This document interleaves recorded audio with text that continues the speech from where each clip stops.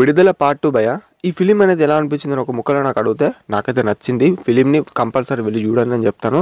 ఏం లేదు, ఈ ఫిలిం అంతా ఎటువంటి చుట్టూ తిరుగుతుంది అంటే ఈ రివల్యూషన్, ఈ పొలిటికల్, ఈ ఇట్లా చుట్టూ తిరుగుతూ ఉంటది. అసలుకి దీని గురించి ఏంది అనేది మీరు ఫిలిం లో చూసుకోవచ్చు.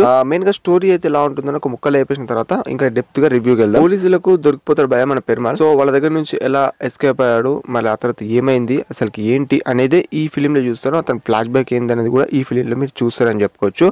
మెయిన్ గా మనకు పెరుమాళ్ క్యారెక్టర్ ఎలా ఉంటుందో అనేది అంటే ఫస్ట్ పార్ట్ చూసాము. సో మనకు తెలిసే ఉంటుంది తన క్యారెక్టర్ ఎలా ఉంటుంది అనేది. ఇక ఈ ఫిలిం లో నేను డెప్త్ గా చెప్పాల్సిన అవసరం లేదని, మీకు మెయిన్ గా చెప్పాల్సిన అవసరం లేదని నేను అనుకుంటున్నా. ఓకే, బేసిక్ గా స్టోరీ అనేది ఈ విధంగానే ఉంటుంది. కానీ ఫస్ట్ హాఫ్ అనేది నాకు చాలా బాగా నచ్చింది. సెకండ్ హాఫ్ కూడా ఓకే, పర్వాలేదు.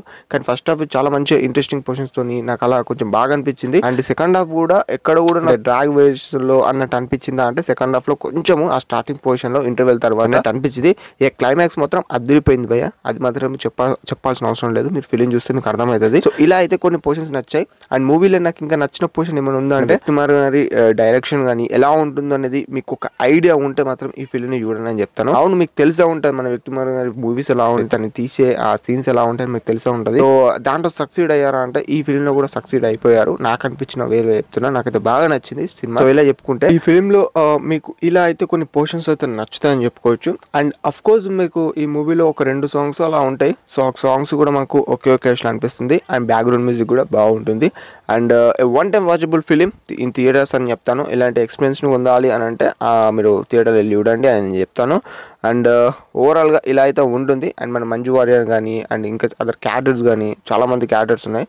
సో అవన్నీ మీరు మూవీ చూసినాక తెలుసుకోండి. సో అందరు ఒకే అనిపించింది. మన విజయ్ సేతుపతి క్యారెక్టర్ ఎలా ఉంటుంది అనేది మీకు తెలిసే ఉంటుంది. సో తన క్యారెక్టర్ గురించి నేను పర్టికులర్గా చెప్పాల్సిన అవసరం లేదు, మీకు స్టార్టింగ్ లో చెప్పేసాను ఆల్రెడీ.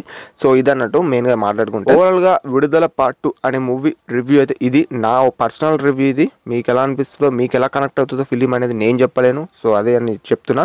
అండ్ ఓవరాల్ గా ఈ వీడియో కనుక మీకు నచ్చినట్లయితే ఛానల్లో యూఐ మూవీ రివ్యూ ఉంది. అండ్ మన అల్ల నరేష్ గారి బచ్చల మల్ల అనే మూవీ రివ్యూ కూడా ఉంది. మీకు ఎండ్ లో వీడియోస్ లో మీకు కనిపిస్తుంది, చూడండి, క్లిక్ చేసి చూడండి, లేకపోతే ఛానల్కి వెళ్ళి చూడండి. And that's the video. Thanks for watching guys.